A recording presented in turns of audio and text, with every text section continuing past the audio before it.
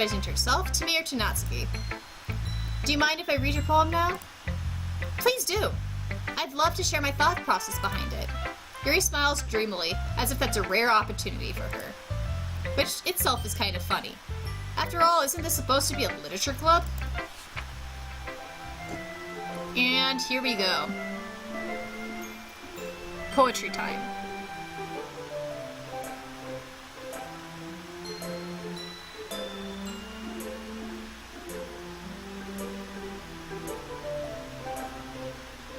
Ghost under the light. The tendrils of my hair illuminate beneath the amber glow, bathing. It must be this one. The last remaining streetlight to have withstood the test of time. The last yet to be replaced with the sickening blue-green hue of the future. I bathe. Calm, breathing air of the present but living in the past. The light flickers. I flicker back. Okay, I cannot think and listen to music at the same time, so I'm pulling these off temporarily. Just to talk about this poem, because this is another one that I very much like. And for me, I guess the meaning comes to me a little bit faster than Monica's poem, although Monica's, I feel, has that same level of depth and metaphor to it. For this one, I feel like the metaphor, it hits me a little bit harder personally, maybe because it's something that I feel too.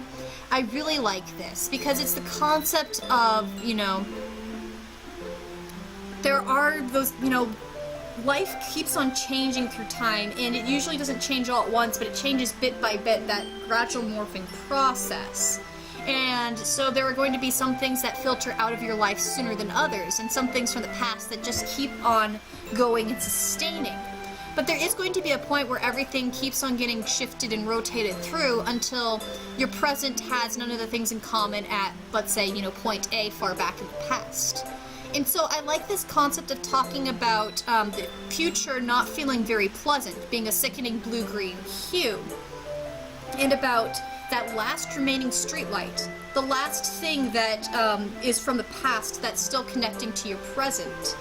So you can bathe in that, and it feels very comforting to be in that, because your present with this light is connected to a past that you appreciate. You like this part of your past, and so you're happy to be with it.